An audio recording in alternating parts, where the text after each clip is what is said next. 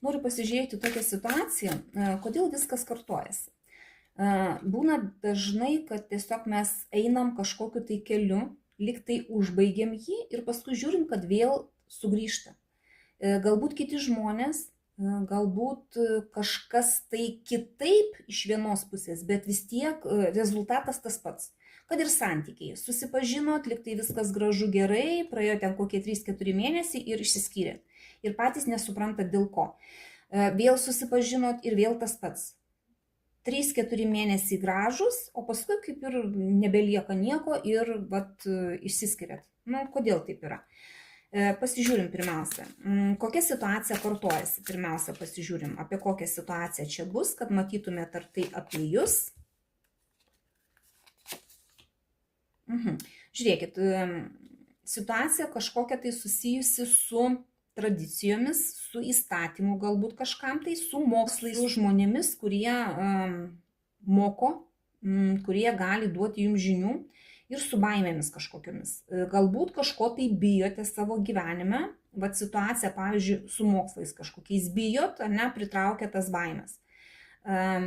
Galbūt kažkur ėjot pasimokyti, mokėtis, baimės, užbaigėt tuos mokslus, vėl ėmėt kažkokius naujus kursus, einat, mokotės ir vėl negaunat to rezultato, nes kažkokios tai baimės jumis strigdo, arba jūs galvojate, kad jūs nepakankamai mokat, nepakankamai žinių turit dar ir vis einat ir vis mokotės ir vis tiek tam pačiam užburtam rate. Darbo nėra, finansų nėra, o jums vis dar atrodo, kad jūs arba ne tam mokėtės, arba nepakankamai mokėtės. Ir kodėl taip vyksta, pasižiūrėm. Kodėl?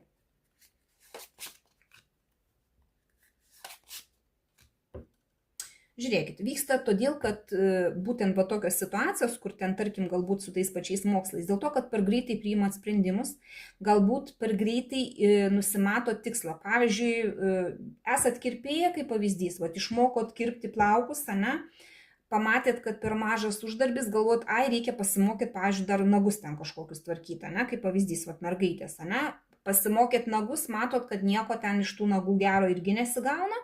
Vėl einat mokytis, pavyzdžiui, ten blakstienas klijuot. Aš čia kaip pavyzdį sakau, kad lengviau būtų suprasti apie ką. Jūs per greitai priimat sprendimus, ir per greitai darot pokytį, nesulaukia rezultatų.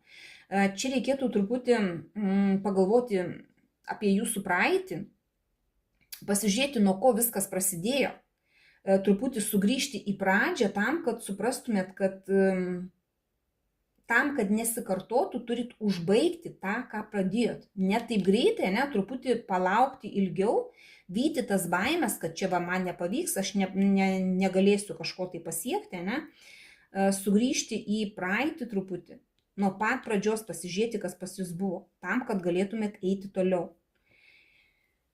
Ir patarimą tada jums dar pasižiūrim, kaip jums elgtis. Lėtumo arkanas, žiūrėkit. Jums viskas taip kartojasi dėl to, kad per greitai viską daro ir sako, darykit lėčiau. Apgalvokit, priimkit tik tai tuos sprendimus, kuriuos galite įgyvendinti. Ta prasme, priimkit tik tai tuos tikslus, kuriuos galite įgyvendinti iki galo. Išmokite iki galo tai, kas yra svarbu jums. Žiūrėkit, 2 arkanai apie mokslus. Atsiskyrėlio arkanas irgi tas pats, tos pačios žinios, tiesiog jos yra truputį labiau gilinamosis į juos. Čia jūs, dėl to jums kartojasi viskas ir taip kaip užsuktų ratu jūs einat dėl to, kad jūs per greitai priimat sprendimus, tiek pradėti kažką, tiek užbaigti, o patarimas jums iš lėto.